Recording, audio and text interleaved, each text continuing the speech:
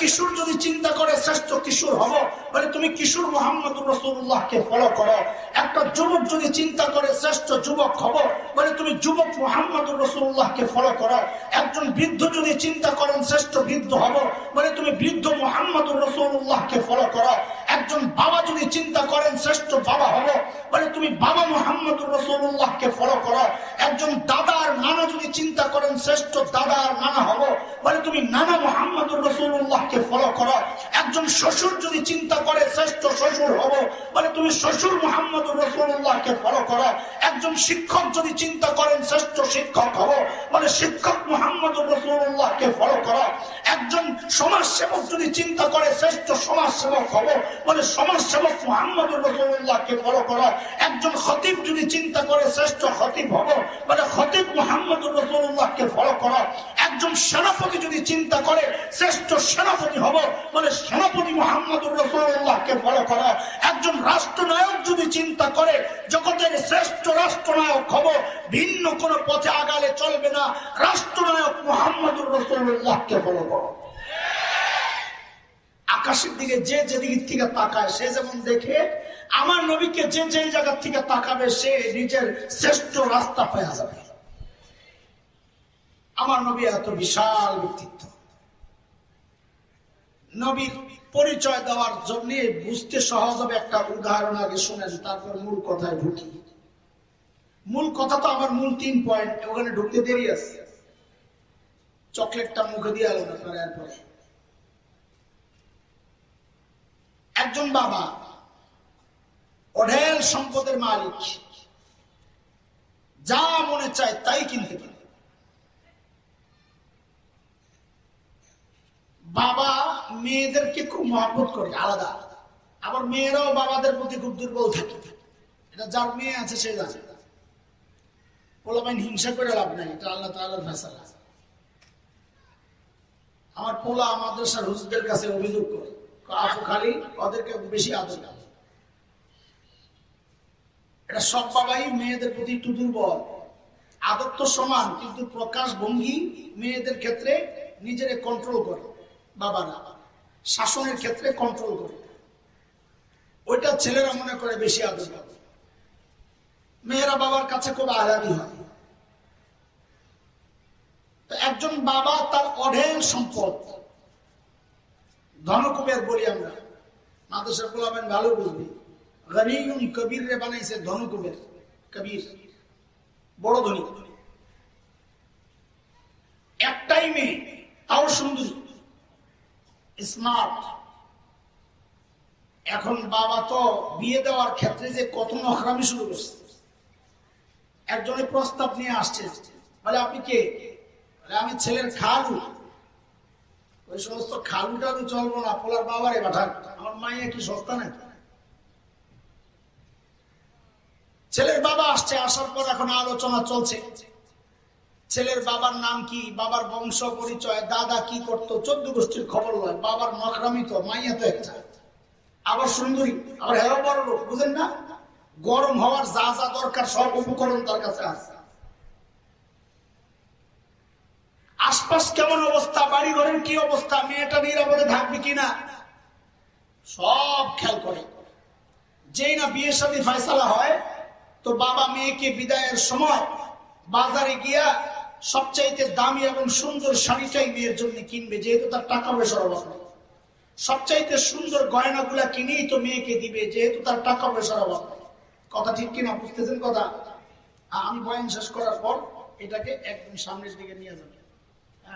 স্বেচ্ছাসেবক যারা আছে, ওই শ্রোতারা এইরকম দূরে মাঝখানে গ্যাপ থাকলে বক্তা, আপনারা তো বুঝেন না, এটা যারা আলোচনা করে তাদের উপলব্ধি, শ্রোতাদেরকে কাছ থেকে পাওয়া লাগে। বেশি দূরে হইতে হলে সত্য আছে, বিশাল মজমা হইতে হয়, তাইলে বেশি দূরে সমস্যা নেই, কারণ দৃষ্টি থাকে তখন দূরে। হ্যাঁ, আমি যাওয়ার পরে এখন আর সময় নষ্ট করার দরকার নেই, আমাদের হাতে সময় কমে। দোস্ত মুহতারাম, ঠিক আল্লাহ সুবহানাহু ওয়া তাআলা তার হাবিবকে দুনিয়ায় পাঠানোর ক্ষেত্রে এই সব বিষয় লক্ষ্য করেছেন। প্রথম বিষয় হচ্ছে, আমার নবীকে আমি দুনিয়ায় ফ্রিতে পাঠাবো না, প্রস্তাব লাগবে, প্রস্তাব। প্রস্তাব কে দিবে? ছেলের খালু আসলে চলবে? বলে না, ছেলের বাবা প্রস্তাব দিয়ে নিতে হবে। আমার হাবিব এত সস্তা জিনিস না, ফ্রিতে দিয়ে দিবে। যে কেউ প্রস্তাব দিলে দিয়ে দিবে না, আমার হাবিবের দাম আছে। প্রস্তাব দিতে হলে দিতে হবে ছেলের বাবা। কে?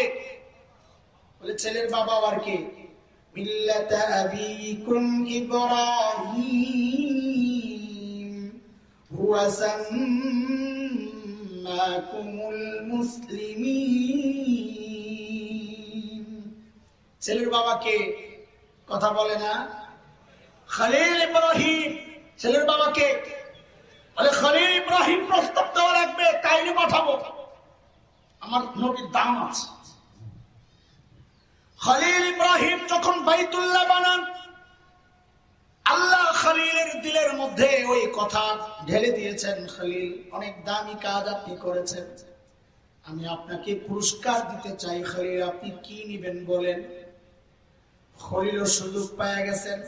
সারা জিন্দেগি চেয়ে চেয়ে পাইছেন জমজমওয়ালা। কাকে পাইছেন? জমজমওয়ালা ইসমাঈল আলাইহিস সালাতু ওয়াস সালাম।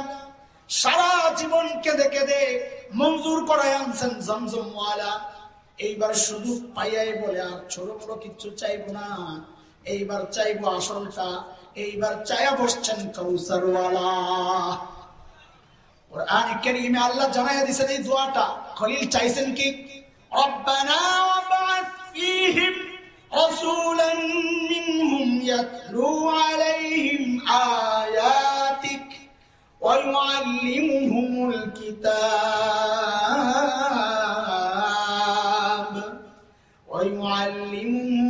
কিতাব ওয়াল হিকমাতা ওয়া ইউযাক্কিহিম ইন্নাকা আনতাল আজিজুল হাকীম। আল্লাহ আমি জমজমওয়ালা চাই, জমজমওয়ালা না কাউসারওয়ালা চাই। দোয়া করলেন খলিলুল্লাহ। দোয়া করলেন কে? বলেন। মজা করে করে বলেন। একটু চকলেট খাইতেছেন আপনারা? কি খাইতেছেন? মজা করে করে বলা লাগবে, ইনজেকশনটা খাওয়া লাগবে একটু পরে। বলেন দোয়া করছেন কে? খলিলুল্লাহ। কে? জোরে সোরে সবাই বলেন মহব্বতের সাথে। আপনাদের এলাকার মানুষ তো আশিকের রাসূল, সবাই আশিকের রাসূলের গোডাউন দিয়ে এলাকা, তো এশকুনিয়া বলেন আল্লাহর কাছে দোয়া করছেন কি? পাশে বসে আছেন জবিহুল্লাহ ইসমাঈল। ওই দরখাস্তের মধ্যে হযরত ইসমাঈল সুপারিশ করছেন, সিগনেচার মেরে দিয়েছেন আমিন বইলা। কি বইলা? তো দোয়া করছেন খলিলুল্লাহ, আমিন বলে সুপারিশ করেছেন জবিহুল্লাহ। আপনারা আবার বলেন দোয়া করলেন কে? সুপারিশ করলেন কে? যেই অফিসের মধ্যে বসে বসে কারবার চলছে, ওই অফিসের নাম হইল বাইতুল্লাহ। আবার একটু বলেন না মিলায়া মিলায়া। দোয়া করছেন কে? সুপারিশ করছেন কে? অফিসের নাম কি? খলিলুল্লাহ দোয়া করেছেন, জবিহুল্লাহ সুপারিশ করেছেন বাইতুল্লাহ বসে বসে। আল্লাহ বলেন দোয়া মঞ্জুর, আমিও পাঠায়া দিলাম হাবিবুল্লাহ।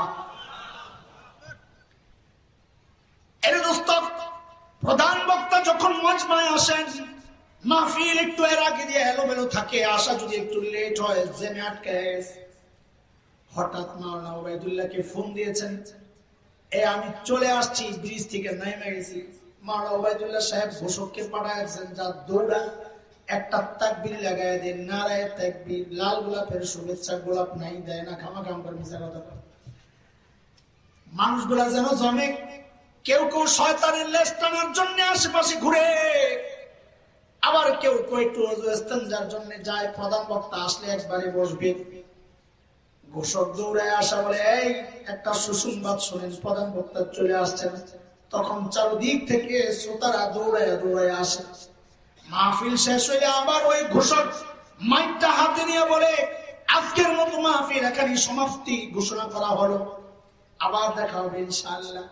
আল্লাহ তাআলাও তার হাবিবকে দুনিয়ায় পাঠানোর সময় এই বিষয়টা লক্ষ্য করেছেন যে হঠাৎ করে আমি পাঠাইয়া দিব না, একজন ঘোষক আগে ঘোষণা দিয়া মজমা রেডি করতে হবে, তারপর আমি আমার হাবিবকে পাঠাবো। আল্লাহ ঘোষক হিসাবে কবুল করলেন, মঞ্জুরি দিলেন। নবী ঈসা আলাইহিস সালাতু ওয়াস সালামকে নবী ঈসা ঘোষণা দিলেন সূরা সফ আয়াত 6 28 নম্বর পারা। নবী ঈসার ঘোষণাটাও আল্লাহ জানায়া দিয়েছেন। নবী ঈসা বলেন, ওয়া ইয ক্বালা ঈসা ইবনু মারইয়াম ইয়া বানি ইসরাঈল ইন্নী রাসূলুল্লাহি ইলাইকুম মুসাদ্দিকান লিমা বাইনা ইয়াদাইয়া মিনাত তাওরাহ ومبشرا برسول يأتي من بعد اسمه أحمد। আরে বনি ইসরাইল, আল্লাহ আমাকে তোমাদের কাছে পাঠাইছেন। বলেন তো বনি ইসরাইল, আল্লাহ নবী ঈসাকে কার কাছে পাঠাইছেন? সবাই বলেন তো, আরো জোরে সবাই বলেন তো। এটা খালি মনে রেখে পরে কাজে লাগাবো ইনশাআল্লাহ। আল্লাহ তাআলা নবী ঈসাকে বনি ইসরাইলের কাছে পাঠাইছেন, এই কথাটা মনে রাখেন। বলছেন কে কথাটা? নবী ঈসা নিজে বলছেন, ইন্নী রাসূলুল্লাহি ইলাইকুম ইয়া বনি ইসরাঈল ইন্নী রাসূলুল্লাহি ইলাইকুম। ও বনি ইসরাইল, আল্লাহ আমাকে তোমাদের কাছে পাঠাইছেন। বুঝা গেল নবী ঈসা কাদের নবী? জোরে বলেন। এটা কিন্তু আমার মূল পয়েন্ট। আমি 3 পয়েন্ট যদি সুযোগ পাই আর কি 3 পয়েন্টে কথা বলবো। এটা হচ্ছে 1 নাম্বার পয়েন্ট, নবী ঈসা কাদের নবী, এটা খালি মনে রাখেন। বলছেন কে? নবী ঈসা নিজে বলছেন। কে? নবী ঈসা। আরে আল্লাহ তো নবী ঈসার কথাটা উঠাইয়া দিয়েছেন। মূল বক্তব্য কার? নবী ঈসা আলাইহিস সালাতু ওয়াস সালাম। এই কথাটা মাথায় রাখেন, পরে কাজে লাগবে। হযরত ঈসা আলাইহিস সালাম ঘোষণা দিলেন, এই প্রধান বক্তা আসতেছে, তোরা তাড়াতাড়ি জন্মেটে নেব। আবার ঘোষক মজমা শেষের পরেও একটা ঘোষণা দেয়, আল্লাহ নবী ঈসাকে কিয়ামতের আগে যেন দুনিয়ায় আবার ওই জন্য পাঠাবেন। আপনি না আমার হাবিব প্রধান বক্তার আগমনের ঘোষণা দিয়েছিলেন, এখন তো কিয়ামত হয়ে যাবে, মজমা শেষ, আবার দুনিয়ায় যায় মজমা শেষের ঘোষণাটা আপনি দিয়ে আসেন। এখানে আরো অনেক কারণ আছে, সূক্ষ্ম অনেক বিষয় আছে। মাদ্রাসা ছাত্ররা বেশি মজা পাইত, আমার হাতে সময় নাই, তাহলে ওই পয়েন্ট ছুটে যাবে। সংক্ষেপে একটু বলে দিই, নবী ঈসা দুনিয়া কিয়ামতের আগে আবার আসার খালি এটাই কারণ না, এটা একটা কারণ, অনেক কারণ আছে। এর মধ্যে একটা কারণ এটা সংক্ষেপে শোনাই। বহু নবী আল্লাহর কাছে তামান্না করেছিলেন, আল্লাহ আমি যদি আখিরি নবীর উম্মত হইতাম, আখিরি নবীর উম্মত হওয়ার আশা করছে। এটা তো আপনারা জানেন, কিন্তু এই প্রশ্ন কোনোদিন মাথায় জাগছে কিনা আমি জানি না। যদি জাগে তো জবাব শোনা লাগবে, নাহলে পেস বুঝতে হয়ে গেছে। সব ক্লিয়ার করে বুঝতে হবে। নবুয়তের মর্যাদা হচ্ছে সর্বোচ্চ মর্যাদা, আল্লাহর সৃষ্টির সর্বোচ্চ মর্যাদা হচ্ছে নবুয়তের মর্যাদা। উম্মত যত দামি হোক, নবীদের সমান হতে পারবে না, সব উম্মত একসাথে হইয়া হবে।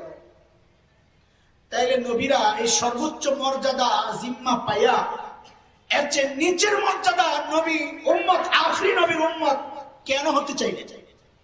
প্রশ্ন জাগে। তার মানে কি ওনারা সর্বোচ্চ মর্যাদা পাইয়া সন্তুষ্ট না? আরে প্রশ্নটা বুঝছেননি, তারপরে না জবাব দিব। প্রশ্ন জাগছে আপনার, না জাগে নাই? না জাগলে তো জবাব দিলে খামাখা পানি ভরা কলসি পানি উপর দিয়ে যাবে। পিপাসা থাকলে পানিটা খাওয়া যাবে, এটা কাজে লাগে। প্রশ্ন জাগছে, নবুয়তের মর্যাদা পাইয়াও তারা উম্মত হতে চাইলেন কেন? উম্মত কি নবীদের চেয়ে মর্যাদা বেশি না কম? কম মর্যাদা কেন চাইলেন? মাদ্রাসা ওয়ালারা বানাইছেন শাইখুল হাদিস, কোন আমি মক্তবে পড়াইতে চাই, ওইগুলো কোনো কথা কয় না।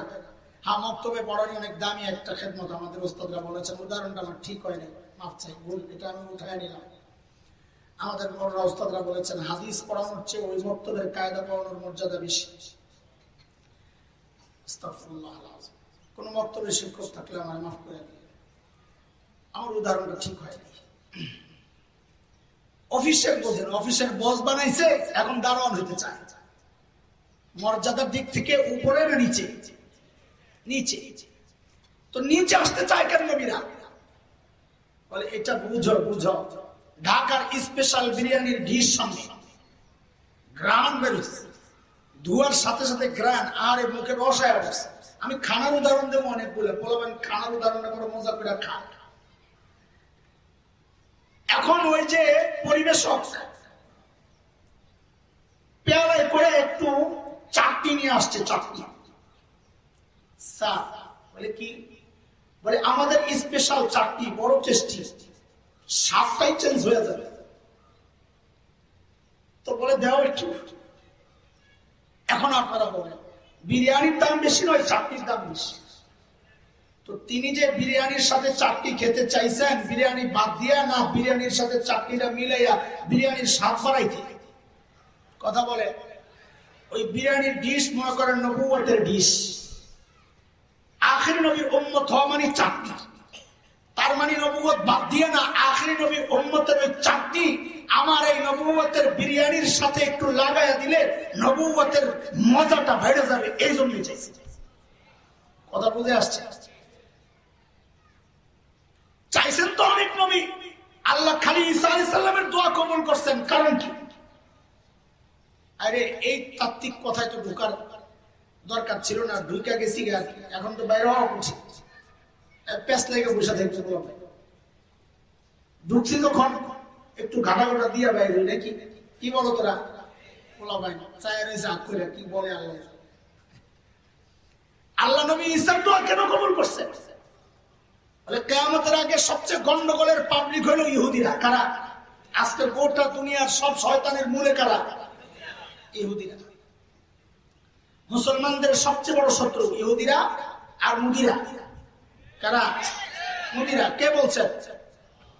وَلَتَجِدَنَّ أَشَدَّ النَّاسِ عَدَاوَةً لِلَّذِينَ آمَنُوا الْيَهُودَ وَالَّذِينَ أَشْرَكُوا। সবচেয়ে বড় মারাত্মক ভয়ঙ্কর শত্রুর নাম হচ্ছে ইহুদি আর মুদি। বলেছেন কে? আমার কথা না। ইহুদিদের বিশ্বাস হচ্ছে, ইহুদিদের বিশ্বাস হচ্ছে কিয়ামতের আগে যে মসিহ আসবে, মসিহ আদ-দাজ্জাল, ইহুদিদের দুইটা বিশ্বাসকে খণ্ডন করানোর জন্য আল্লাহ হযরত ঈসাকে কিয়ামতের আগে পাঠাবে। এক নম্বর বিশ্বাস, তারা ঈসা আলাইহিস সালামকে হত্যা করছে। আল্লাহ আবার পাঠায়া বলবেন তোদের দাবি এতদিন যা করছো সব বাটপারি, মিথ্যা। আমি ঈসাকে মারি নাই, তোরাও মারস নাই, ঈসা জিন্দা, এই যে আবার পাঠাইলাম। এক নম্বর খণ্ড। ইহুদিদের আরেকটা বিশ্বাস হচ্ছে আল্লাহ মসিহ বানাইছেন দুইজন। কয়জন? একজন হচ্ছে মসিহ ঈসা ইবনে মারইয়াম, যাকে বলা হয় মসিহুল হিদায়াহ। আরেক মসিহ হচ্ছে মসিহুদ দালালা, দাজ্জাল, গোমরাহির মসিহ। দুইজনই মসিহ, একজনেরটা আসল, একজনেরটা নকল। হযরত ঈসা মসিহ, হাতায় দিলে মরা মানুষ জিন্দা, অসুস্থ মানুষ সুস্থ। দাজ্জাল মসিহ, হাতায় দিলে মরা মানুষ জিন্দা, কিন্তু এটা ধোঁকা, প্রতারণা। জালেনের ছাত্ররা পড়ছ, সেহের আর মুজিজার পার্থক্য পড়ছ। সেহেরের মধ্যে চোখের ধুলা, মূল বিষয় পরিবর্তন হয় না। মুজিজার মধ্যে মূল বিষয়টাই পাল্টায় যায়। হযরতে মূসা আলাইহিস সালামের লাঠি অরিজিনাল সাপ হয়ে গেছে, জাদুকরদের লাঠি এটা চোখের ধোঁকা, অরিজিনাল সাপ হয় নাই, যার কারণে আসল সাপ সব সাপ খেয়ে গেছে। এটা হচ্ছে মুজিজা আর জাদুর পার্থক্য। হযরতে ঈসাটা হলো মুজিজা, আর দাজ্জালেরটা হলো জাদু। কি জাদু? সমস্ত জিন্নাত তার কন্ট্রোলে।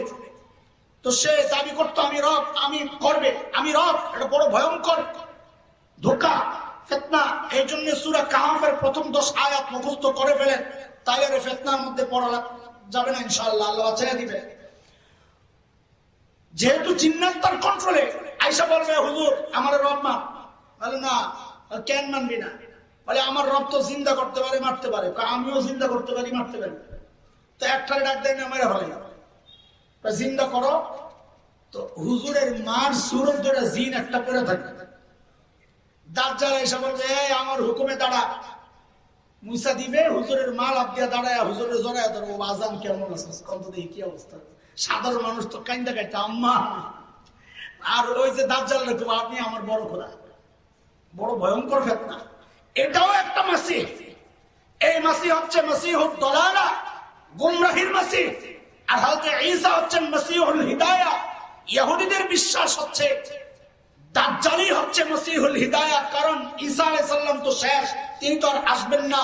কিয়ামতের আগে যে মসিহ আসবে এটা মসিহুল হিদায়াত, যার নেতৃত্বে তারা গোটা দুনিয়ায় তাদের কর্তৃত্ব প্রতিষ্ঠা করবে, এটা ইহুদিদের বিশ্বাস। আল্লাহ হযরতে ঈসার দোয়া এর জন্য কবুল করছেন যে আল্লাহ তাআলা ওই ঈসা আলাইহিস সালামকে দুনিয়ায় পাঠাইয়া মসিহুদ দলালাকে হত্যা করাবেন, ঈসা আলাইহিস সালাম দাজ্জালকে হত্যা করবেন। আল্লাহ দেখায়া দিবেন তোদের বিশ্বাস ভ্রান্ত, মসিহুল হিদায়াত ঈসা, হিদায়াত আসছে, হক আসছে, বাতিল ধ্বংস হয়েছে। এই জন্য আল্লাহ হযরত ঈসা আলাইহিস সালামের দোয়া কবুল করেছেন। যাই হোক, সময় কম, চলেন এই ভেজাইলা এলাকায় না ঘুরে আমরা জায়গা কোনো জায়গায় এগুলা ঢুকলে আর বাইর হওয়া যাবে না। আর আমারও একটা থেকে আরেকটা টাইনা টেনা যায়, এটা বড় ভেজাইলা জিনিস। আল্লাহ তাআলা আমার নবীকে দুনিয়ার সব সেরা সেরা জিনিস দিয়া সাজাইছেন, কিন্তু একটা জায়গায় একটু খালি খটকা লেগে যায় আমাদের। সেটা হইল আল্লাহ দুনিয়ায় নবীকে পাঠানোর ক্ষেত্রে বাড়িঘর তো ভালো খেয়াল করেন নাই। যদি খেয়াল করতেন দুনিয়ার সবচাইতে সুন্দর জায়গা কাশ্মীরে কেন পাঠাইলেন না? কেন সুইজারল্যান্ড পাঠাইলেন না? কেন ইউরোপের কোন সুন্দর দেশে পাঠালেন না? এমন এক অঞ্চলে পাঠালেন যেখানে পানি নাই, খাওয়া নাই, বৃক্ষলতাহীন, জলশূন্য, বালুকাময় জায়গায় কেন পাঠালেন? কথা বুঝে আসছে? আল্লাহ নবীকে জাজিরাতুল আরবে কেন পাঠালেন? এটা একটা মৌলিক প্রশ্ন। সবচাইতে সুন্দর জায়গাগুলোতে কেন পাঠান না? দুইটা জবাব দিব। কয়টা? মৌলিক দুইটা জবাব। অনেক জবাব আছে আমাদের কাছে, বড়রা বলেছেন, আমরা শিখেছি। মৌলিক জবাব দুইটা। এক নম্বর জবাব, এটা আমার পয়েন্ট না, আমার পয়েন্টের কথা হচ্ছে 2 নম্বর জবাবে। খুব মনোযোগ দিয়ে, বিশেষ করে যুবক আলেমরা, যুবকরা খুব মনোযোগ দিয়ে শুনবা। পিঠা আসতেছে কপালে, পিঠা। আমি হাসান জামিল পিঠা নাও খেতে পারি, কারণ আমি তখন বুড়ো হয়ে যেতে পারি। বুড়ারে মাইরা কি যা খাবার তোরাই খেতে। এই জন্য এখন থেকে রেডি না হইলে পিঠের চামড়া থাকবো না, মনে রেখো। শুনো মনোযোগ দিয়ে। আল্লাহ নবীকে জাজিরাতুল আরবে কেন পাঠাইছে? এরে দোস্ত, বিশ্ব মানচিত্র খুলে ধরবা। মাদ্রাসা ছাত্র তোমাদের বেশি জরুরত এগুলো। বিশ্ব মানচিত্র খুলে ধরবা, দেখবা জাজিরাতুল আরবের অবস্থানটা কেমন। লোহিত সাগর, আরব সাগর দিয়ে বেষ্টিত, 3 দিকে পানি, একদিক ইরাক, জর্ডান, সিরিয়ার দিক দিকে লেগে আছে। গোটা মানচিত্রের মধ্যে তাকালে দেখা যায় যেন মানুষের অন্তর, মানুষের যে হাড় আছে দেহের মধ্যে, যেন হার্টের 3 দিকে শূন্য, রক দিয়া শরীরের একদিকে সংযুক্ত, যেন জাজিরাতুল আরবটা গোটা মানচিত্রের মধ্যে হার্ট। এই জন্য বিজ্ঞানীরা কি বলে, জাজিরাতুল আরবকে জিওগ্রাফিক হার্ট, গোটা মানচিত্রের হার্ট। এটা আল্লাহ নবীকে হার্টে পাঠাইছেন। কেন কেন পাঠাইছেন? কারণ নবী দুনিয়ায় আগমনের আগ পর্যন্ত যত দর্শন ছিল দুনিয়ায়, রোমান দর্শন, গ্রিক দর্শন, ব্যাবিলিয়ন দর্শন, মিশরীয় দর্শন, গোটা দুনিয়ার দার্শনিকরা দাবি করত যে মানুষকে নিয়ন্ত্রণ করে তার ব্রেইন। সর্বপ্রথম একাডেমিক শিক্ষায় যিনি শিক্ষিত নন, তবে মূর্খ নন, যার শিক্ষক আল্লাহ, সর্বপ্রথম গোটা দুনিয়ার দার্শনিকদের বিরুদ্ধে দাঁড়াইয়া ঘোষণা দিলেন মুহাম্মদুর রাসূলুল্লাহ সাল্লাল্লাহু আলাইহি ওয়াসাল্লাম যে না না, মানুষকে তার ব্রেন নিয়ন্ত্রণ করে না, মানুষকে নিয়ন্ত্রণ করে তার হার্ট। নবী ঘোষণা দিলেন, আলা ইন্না ফিল জাসাদি মুদগা ইযা সালুহাত সালুহাল জাসাদু কুল্লু ওয়া ইযা ফাসাদাত ফাসাদাল জাসাদু কুল্লু আলা ওয়া হিয়াল কলব। এরে আমার উম্মত, মানব দেহের মধ্যে একটা গোশতের টুকরা আছে, ওই গোশতের টুকরা যদি ঠিক হয়ে যায় মানব দেহে ঠিক, গোটা বডি ওকে। ওটার মধ্যে যদি পচন ধরে, গোটা বডির মধ্যে পচন ধরবে। বলেছেন কে? নবী বলেছেন কে? আজকের চিকিৎসা বিজ্ঞান এটা স্বীকার করতে বাধ্য হয়েছে যে হ্যাঁ, মানুষকে তার ব্রেন নিয়ন্ত্রণ করে না, তার হার্ট নিয়ন্ত্রণ করে। ব্রেন ফেল হইলেও মানুষ বেঁচে থাকে, হার্ট ফেল হইলে ওই মানুষকে আর বাঁচানো সম্ভব হয় না। আল্লাহ তাআলা আমার নবীকে ওই হার্টের মধ্যে পাঠাইছেন কেন? নবী তো হাদিসই বলে দিয়েছেন, হার্ট ঠিক বডি ঠিক। আল্লাহ নবীকে হার্টের মধ্যে পাঠায় বললেন, নবী আপনি হার্টের মধ্যে মেহনত করেন। জাজিরাতুল আরব হার্ট যদি ঠিক হয়ে যায়, গোটা দুনিয়ার মধ্যে দিন ছড়ায়া যাবে। এর বাস্তব নমুনা হচ্ছে আজকের দুনিয়ায় ওই জাজিরাতুল আরব হার্টের মধ্যে পচন ধরেছে, তাদের ইসলাম, তাদের চিন্তা চেতনা, আকীদা, বিশ্বাসে, তাদের ইমানে পচন ধরেছে, এর রেজাল্ট হচ্ছে গোটা দুনিয়ায় মুসলমানদের ইমানের মধ্যে পচন ধরেছে। এটা একটা কারণ, কিন্তু এটা আমার পয়েন্ট না। আমি যে পয়েন্টটা উঠাইতে চাচ্ছি এই পয়েন্টটা এখন শুরু করব। 2 নম্বর কারণ, আল্লাহ নবীকে মাঝখানে, দুনিয়ার মাঝখানে কেন পাঠাইছে? এটা খুব মনোযোগ দিয়ে বোঝা লাগবে, উড়া উড়া কথা না, একটু সূক্ষ্ম কথা। আলেমরা সহজে বুঝলো, সাধারণ মানুষ একটু মনোযোগ দিলে বুঝবেন ইনশাআল্লাহ। একটা কথা আগে মাথায় ঢুকান, আল্লাহ তাআলা দুনিয়ায় কোন নবীকে, সমস্ত নবীদের জন্য আল্লাহ 3টা জিনিসকে নির্ধারণ করেছে। সমস্ত নবীদের জন্য 3 বিষয় নির্ধারিত। কয় বিষয়? এক হচ্ছে তার টাইম নির্ধারিত। কার চাই? আমি তো চা খাই না, আমি খাওয়া নষ্ট হয়েছে, আপনি খাইলেন, হুজুরও খাবেন না, বুঝে না কিছু, পিছনে যায়, তুমি খাও, খাই আমার দোয়া করে আমার দেখাইতেছে, পারলে আমার 4 টাকা দিয়ে দিবে। 1 নম্বর হচ্ছে সমস্ত নবীদের নবুয়তের টাইম নির্ধারিত। এই যুবক প্রবণ খেয়াল কর, 1 নম্বর হচ্ছে সমস্ত নবীদের নবুয়তের টাইম নির্ধারিত। 2 নম্বর অঞ্চল নির্ধারিত। 3 নম্বর কোন নির্ধারিত। ওই জায়গায় একবার এক জায়গায় রেখে আসছিলাম, হযরত ঈসা আলাইহিস সালামের বক্তব্য, ইয়া বনি ইসরাঈল ইন্নী রাসূলুল্লাহি ইলাইকুম, আল্লাহ আমাকে তোমাদের কাছে পাঠাইছেন। মানে কোন নির্ধারিত। সমস্ত নবীদের জন্য এই 3 জিনিস নির্ধারিত, অঞ্চল নির্ধারিত, কোন নির্ধারিত, টাইম নির্ধারিত। একজন নবী, নবী চিনাচ্ছি আজকে, একজন নবী যিনি বিশ্ব নবী সাল্লাল্লাহু আলাইহি ওয়াসাল্লাম, যার টাইম নির্ধারিত না, তিনি কিয়ামত পর্যন্ত নবী। যার অঞ্চল নির্ধারিত না, তিনি বিশ্ব নবী, গোটা দুনিয়ার নবী। যার কম নির্ধারিত না, তিনি ইহুদিদের নবী, খ্রিস্টানের নবী, হিন্দুদের নবী, বৌদ্ধদের নবী, মা কুরআন গারো চাকমা পুতিন সাঁওতাল টিপরা, গোটা দুনিয়ার সমস্ত জাতির নবী। একজন নবী, বিশ্ব নবী মুহাম্মদুর রাসূলুল্লাহ সাল্লাল্লাহু আলাইহি ওয়াসাল্লাম। আমার নবীকে আল্লাহ বানাইছেন বিশ্ব নবী। কি নবী?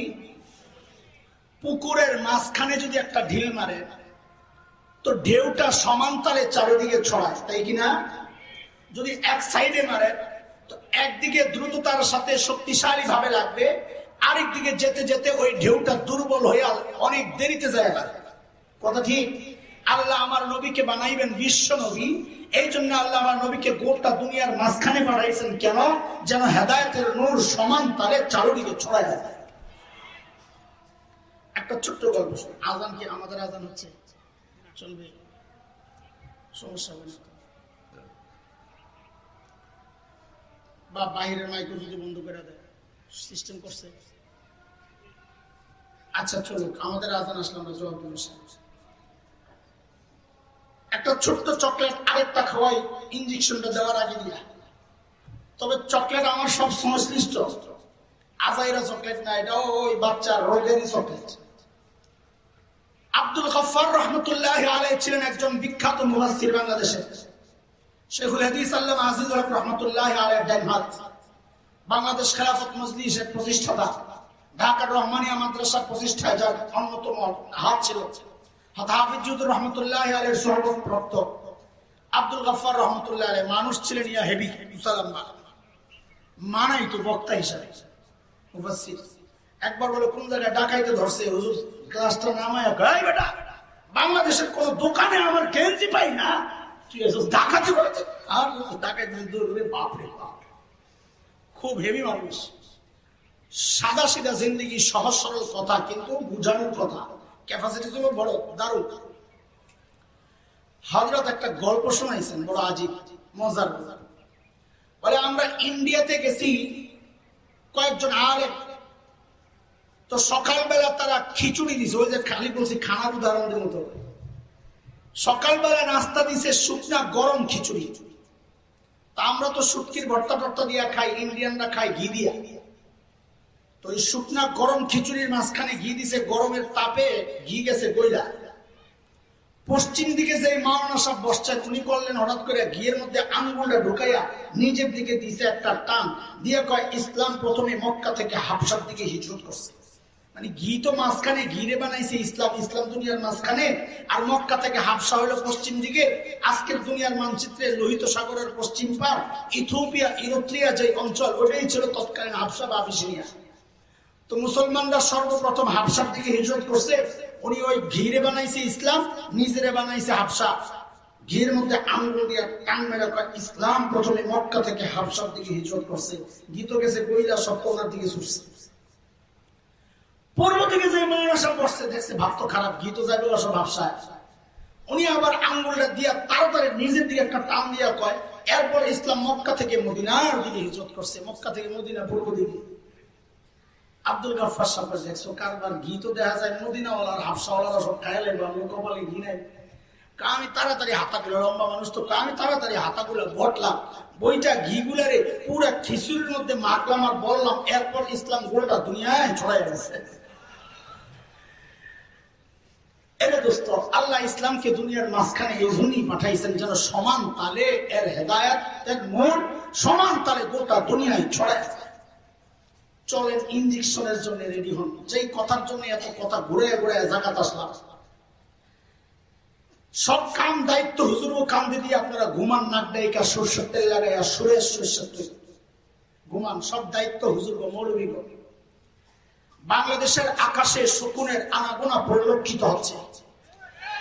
আপনার যদি ওই অন্তর্দৃষ্টি না থাকে তো আপনি বোকার স্বর্গে বাস করছেন, অথবা অন্ধ সাজার ভান করছেন দালাল চক্রের একজন সদস্য। বাংলাদেশের বিশেষত কিছু অঞ্চল ভয়ঙ্কর বিপদ সংকট।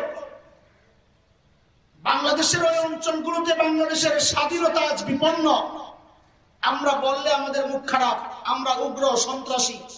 তুমি উগ্র বলো আর সন্ত্রাসী বলো, জঙ্গি যাই বলো, একটা কথা শুনে রাখো, মানুষ যত দিনদার হয় দেশপ্রেম তার মধ্যে তত গাঢ় আর প্রকট হয়। কথা ঠিক কিনা?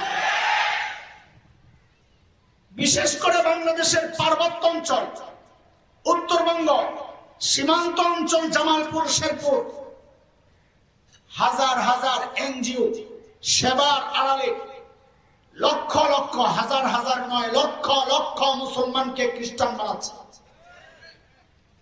আমরা একবার কয়েক বছর আগে উত্তরবঙ্গে গেলাম দ্বীনি দাওয়াত নিয়ে মুরতাদদেরকে ফেরত আনার জন্য, যেন মুরতাদরা মুসলমান হয়, দাওয়াত দিয়া। মিশনারিরা পুলিশের কাছে নালিশ করেছে, ঢাকা থেকে কিছু মৌলবী আসছে, এরা বিশৃঙ্খলা সৃষ্টি করতে চায়, মারামারি হইতে পারে, রক্তারক্তি হইতে পারে। পুলিশ আমাদেরকে তলব করেছে, আপনারা কে, কারা, কোত্থেকে আসছে? আমরা বললাম, পরিচয় দিলাম, ঢাকা থেকে আসছি, আমাদের মুরতাদ ভাইদেরকে দাওয়াত দিয়ে মুসলমান বানাইছে। তো পুলিশ আমাদেরকে একটা প্রশ্ন করেছে। এই প্রশ্ন বহু মডারেট মুসলমানের মাথায় কিলবিল করে। প্রশ্নটা আমিও যদি রাখি, আপনাদেরও অনেকের মনে মনে মনে হবে যে হ্যাঁ, কথা তো ঠিকই আছে। পুলিশ আমাদেরকে জিজ্ঞেস করলো যে হুজুর একটা কথা বলেন, আপনারা ইসলামের শুরু থেকে, মনোযোগ দিয়ে কথাটা শোনেন, ইসলামের শুরু থেকে আজ পর্যন্ত আমরা ভিন্ন ভিন্ন ধর্মের মানুষকে দাওয়াত দিয়ে দিয়ে মুসলমান বানাইলাম। আজও আমেরিকায় মুসলমান হচ্ছে লক্ষ লক্ষ খ্রিস্টান আমাদের দাওয়াত, ইউরোপে হচ্ছে, অস্ট্রেলিয়ায় হচ্ছে, আফ্রিকায় হচ্ছে, রাশিয়ায় হচ্ছে, গোটা দুনিয়ায় আমরা দাওয়াত দিয়া ভিন্ন ধর্মের মানুষকে ইসলামে ঢুকাই। তো খ্রিস্টানরা মুসলমানদেরকে দাওয়াত দিয়া ইসলামের থেকে খ্রিস্টান ধর্মে ঢুকাইলে সমস্যাটা কোথায়? তারা যদি খ্রিস্টান বানায় মুসলমানদেরকে, সমস্যা কোথায়? আমরাও তো খ্রিস্টানদেরকে মুসলমান বানাই। বুঝছেন নি প্রশ্ন? এই প্রশ্ন কেন যাচ্ছে? কারণ তুমি নবী চিনো না। এই জন্য নবী চিনায় আসতেছি উপর থেকে। এই পয়েন্টটা বলার জন্য এত লম্বা তোমার সময় নিলাম। তুমি নবী চিনো নাই, এই জন্য তোমার মাথায় এই প্রশ্ন। এই কথাটা বোঝার জন্য একটা সহজ উদাহরণ আগে পেশ করেছ। এই এলাকার সংসদীয় আসনের বর্তমান এমপি সাহেবকে আব্দুল সাত্তার, বিএনপি আমলে তিনি বিএনপি, তাইলে তো আপনাদের হবে না, চলবে না। পাশের আসন বলে যে বিএনপি না, সদর থানায় ওবায়দুল মুক্তাদির সাহেব। ওবায়দুল মুক্তাদির সাহেবের আগে বিএনপির কোন এমপি ছিল? হ্যাঁ, হারুন রশিদ। এই আশেপাশে বিএনপির কোন এমপি ছিল এই আসনে? এই লোক ছাড়া অন্য লোক? মুফতি আমিন রহমতুল্লাহ। এইবার বুঝেন, খুব ভালো মিলবে। আমিনী রহমতুল্লাহ আলাইহির সমর্থকরা সরাইল থেকে যায়া সদরে ওবায়দুল মুক্তাদির সাহেবের অফিস দখল করছে। দখল করে ঘোষণা দিছে যে আজকে থেকে এই সদরের এমপি আল্লামা আমিনী রহমতুল্লাহ আলাইহি। বলেন তো আপনারা নিরপেক্ষ দৃষ্টিকোণ থেকে বলেন, ওবায়দুল মুক্তাদির সাহেবের লোকেরা আমিনী সাহেবের এই সমর্থকদেরকে আস্থা রাখবে? আচ্ছা, এরপরে যদি বিচার বসা, আমাদের সাজিদুর রহমান সাহেব হুজুর মুবারকুল্লাহ সাহেব হুজুরে রাখছে বিচারক, যে আপনারাই বিচার করেন। এই যে পিড়াইলাম, কামটা ঠিক করলাম না অন্যায় করলাম, হুজুরা তো মাথা নিচে দিয়ে বসে থাকতো যে কারবারটা করছে কি, তোরা কি লেগে গেছো এই পাগলামি করার জন্য। একটা আমিনী রহমতুল্লাহ আলাইহির এরিয়া না, ওইটা এক অপরাধ। 2 নম্বর অপরাধ আমিন রহমতুল্লাহ আলাইহির সেশন না, এটা ওই এমপি ছিলেন আগে, ডেট এক্সপায়ার হয়ে গেছে। পূর্বের এমপি এখন এমপি না, তাও এমপি দাবি করলি এক অপরাধ। 2 নম্বর অপরাধ আসনও এটা না, আরেক আসনে যায়, 2টা অপরাধ। যদি পিটা, তো আপনারা কবেন পিটানি ঠিক আছে, কথা ঠিক কিনা? ওইটা তো খুব ভালো বুঝে, তাহলে এটাও বোঝা দরকার। খ্রিস্টানরা বাংলাদেশে আইসা কেন ইসলামের দাওয়াত দিতে পারবে না? আমি আগেই বুঝাই আসছি, প্রত্যেকটা নবীর জন্য আল্লাহ 3টা বিষয়কে নির্ধারণ করেছেন। এক হচ্ছে তার টাইম নির্ধারিত।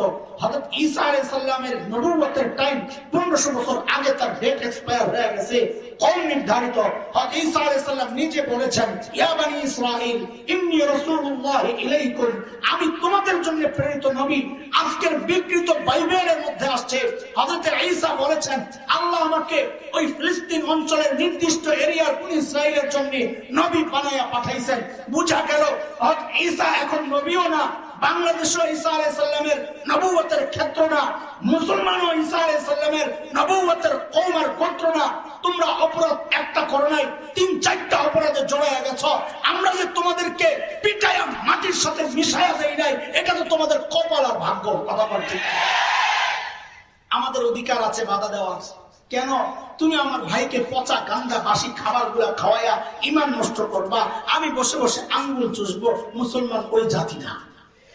এটা দোস্ত শোনো, আখেরি পয়গাম একটা শোনো। এই সমস্ত মানুষগুলো এই সীমান্ত এরিয়ায় তারা কেন এই কার্যক্রম গুলো খুব জোরালো ভাবে করে? এটা চুন খায়া আগে আমাদের মুখ পোড়া আছে, আমরা চিনি এগুলো জানি। এদের পূর্বপুরুষরাই ব্যবসার আড়ালে এই উপমহাদেশে ঢুকে 200 বছর জুলুমের রাজত্ব করেছিল। এদের পূর্বপুরুষরাই পূর্ব তিমুরে ইন্দোনেশিয়াকে টুকরা টুকরা করে আলাদা স্বাধীন রাষ্ট্র, খ্রিস্ট রাষ্ট্র তারা ঘোষণা করে জাতিসংঘের সাপোর্ট পায়া এখন আলাদা রাষ্ট্র হিসেবে তারা ওইটাকে প্রতিষ্ঠিত করেছে। দক্ষিণ সুদানে আমরা ইতিহাস জানি, তেলের যে অঞ্চলটা সুদানের, ওই অঞ্চলটা খ্রিস্টানরা এইভাবে দাওয়াত দিয়া খ্রিস্টান বানায়া বানায়া আজকে আলাদা রাষ্ট্র কায়েম করছে। ঠিক বাংলাদেশের এই অঞ্চলগুলো তো স্বাধীনতা আজ বিপন্ন, আস্তে আস্তে তারা পায়তারা করছে। বাংলাদেশের মানচিত্রকে টুকরা করে কিছু অঞ্চলকে খ্রিস্ট রাজ্য ঘোষণা করবে। তাদের উদ্দেশ্যে একটা কথা জানাইয়া দিতে চাই, তোমাদের পূর্বপুরুষের একটা ইতিহাস আছে, আমাদের পূর্বপুরুষের একটা ইতিহাস আছে। তোমাদের পূর্বপুরুষের ইতিহাস হচ্ছে গাড়ি নিয়ে পালানোর ইতিহাস, আমাদের পূর্বপুরুষের ইতিহাস হচ্ছে রক্ত দেওয়ার ইতিহাস। আমাদের আকাবির আসলামের রক্ত যখন এই উপমহাদেশের জমিন স্পর্শ করেছিল, ব্রিটিশ লাল কুত্তারা পালাতে বাধ্য হয়েছিল।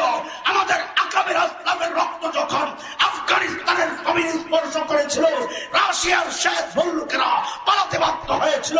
মানচিত্র রক্ষায় আমরা কেউ হয়তো নৌকায় ভোট দেই, কেউ হয়তো ধানের শীষে ভোট দেই, দিন শেষে সবাই মানচিত্রকে ভালোবাসি। যার ইঞ্চি ইঞ্চি জমিনকে সোনার চাইতে খাঁটি মনে করি। এই জন্য খাঁটি মনে করি না, অনেক বেশি ফসল হয়, অনেক উর্বরতা, এই জন্য খাঁটি মনে করি না। খাঁটি মনে করি এই জন্য এই জমিনে কার ইব্রাহিমের চোখের পানি পড়েছে।